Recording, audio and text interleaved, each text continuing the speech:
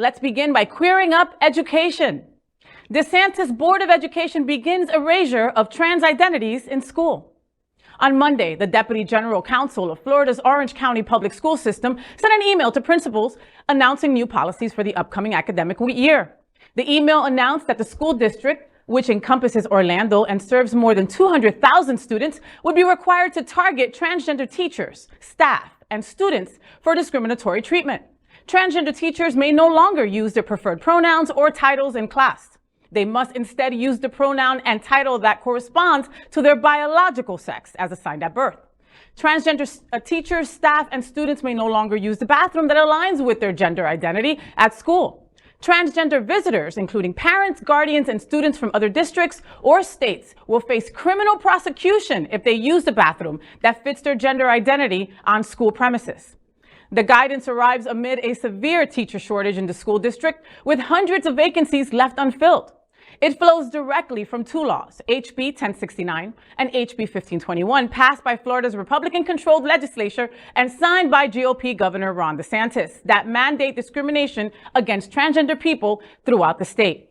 Taken together, this slate of legislation appears designed to drive transgender teachers and staff of the state's public school system altogether, subjecting them to constant threat of discipline for simply existing as a trans person.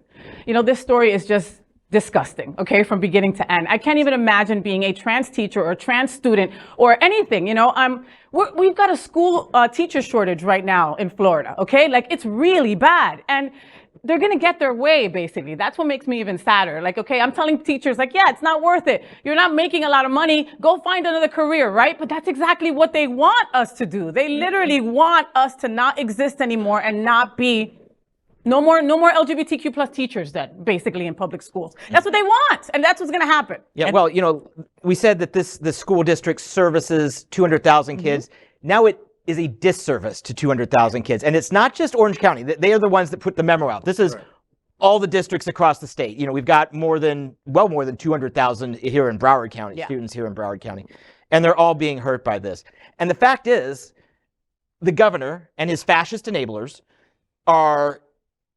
they don't care. They've dropped any pretense of trying to pretend like they care about everyone or that this is just about the kids. No, this is about their politics. And that's exactly all you can say that it is. And what they want is for trans teachers, LGBTQ plus teachers, and their allies to just leave.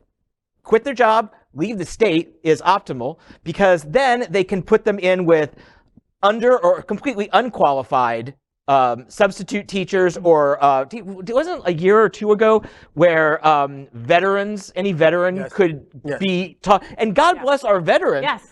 I'm not putting them down, but they're not necessarily trained to be teachers, and that's okay. But we shouldn't put them in charge. But they're going to put right-wing, unqualified people into these teacher slots. That's what they want. That's what they're doing at New College. We reported on that. They've got like 25% of their staff positions open, or teaching positions open. UF, I believe, is also facing huge deficits, and I would guess that it would be the same at other schools throughout Florida. I'm super curious as to what you're thinking about this elimination, because you were an educator for a bunch of years. Please tell me what you think. So the interesting thing is, Faye, you kind of alluded to, so let's start with teaching is a calling. You have to be called to teach. You have to understand when you walk into a classroom, that you have to maintain a certification year after year after year. What other profession do we know have to fight for your right to keep your job first and foremost? You have to develop through so many professional development. So teachers want to be there. And so if you're called to teach, which this is what this governor is doing to many teachers who really care, is they're ostracizing them, and they're making them not even want to, because any allies, whether you identify, however you identify, you're there is to make the world a better place. And so what they're doing is they're stifling the ability of folks who want to make the world a better place. And as you all alluded to, we have to wonder why there's a teacher shortage, because no one feels comfortable going into a classroom and putting their credentials on the line by creating malpractice. Because I call it education malpractice. When you are actually feeding into teaching something that's not fair, and when you're not providing a safe space to children, to your colleagues, to people who just in the building alone, you're not living up to the certification that you made promise when you went to school. We all went to school to be a teacher. You know, some of us fell into it and realized the love that we have for it. And ultimately, the children suffers. And so what I would encourage is every family member, every parent out there, fill out every single form, because their parents are going to have that choice. They're going to have to buckle the system. They're going to have to fill out the form that say, you have to call my child by my child's preferred name. You have to identify my child as this. You have to do this. And what we also do, family, we often need to push back on the schools. Why don't we have gender non-identifying bathrooms, period and point blank? And that would save a lot of lives. But it would not only save a lot of lives, but it would kind of take some of the wind out of these crazy people's, out of their air just in general. So parents, I applaud you. Please go to those schools, fill out those forms, and hold those teachers accountable, because who ultimately suffers is not only our children, but us, because these are the people who we're going to go to fix our cars, to work on us when we're sick, to cook our food, to just be there for us. And if they're not properly educated and trained, we not only do they suffer, but we suffer as a people. Ryan, what do you think, Beba? Well, you know, the fact is, Ron DeSantis is a true believer in the homophobic, transphobic, and racist demagoguery that he promotes all of the time. And now what Florida is seeing is what happens when demagoguery becomes public policy. We're seeing this through the implementation of Don't Say Gay and, you know, the trans policies that are being passed throughout the state. Counties have no direction. They have no idea how to implement these laws. They're receiving confusing guidance from the Department of Education. They're all operating out of fear of being sued, out of having teachers be fired. Not only that, this year our students are going to be taught that racism was not that bad. They are implementing a curriculum from PragerU, a conservative right-wing think tank that wants to influence how people perceive the world. We have two state attorneys' offices in the state of Florida now that don't have duly elected representation because the radical GOP governor decided that the duly elected Democrats in those offices couldn't be in office anymore. By the way, he removed yesterday the only black elected state attorney in the state of Florida after all of this.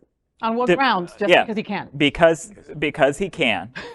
And this after all of this conversation about slavery being not that bad, being taught in schools. This wasn't an accident. This was targeted. Of course, this was targeted. Now, you know, you used to work for Lambda Legal. How about those teachers that are like, okay, you know, all my documents all match up. Screw you. You need to call me by my preferred name. Do they have a case? Can they do anything? So here's the double-edged sword to it is I think with the implementation of this policy, not only are you creating victims, but what you're creating is a class of people that now have standing to challenge these laws in the courts. So as horrible as this is, hopefully this is the beginning of people standing up to the government, standing up to this administration, filing lawsuits, and hopefully we'll get all of these laws off the books. You know, like Elimination said, parents, all those papers that come home, read them, fill them out. Don't let it be, oh, okay, don't worry about it. Now more than ever, your voice needs to be heard, and those school people need to know that you're not okay with this, okay? And as a parent, they need to listen to you. The wonderful thing about all of this is we often talk about it, Faye, is that we have to really realize that each of us are part of the greater good and part of each other. And they're constantly showing us, they're already removing black folks from schools by the history. Now they're targeting at LGBTQ plus and so forth. And what they're going to continue to do is make a world in such a place that we're going back to segregation, and we're going back to a system that does not recognize those who don't fit the majority. And we have to fight together. We have to band together and says, I know what you're doing. Your calculated risk, your calculated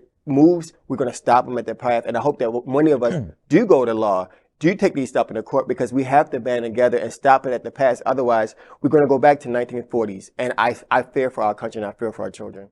We are Queer News Tonight, the world's first and only live daily LGBTQ plus evening news show, brought to you from Happening Out television network. We operate in the same model of PBS and NPR, but for the LGBTQ+ community. We educate, inform, and entertain by supporting the 10 pillars of our LGBTQ+ community, with more than 100,000 a week watching us on Roku, Apple Television, and other channels. To keep the story going, we accept donations with 100% transparency.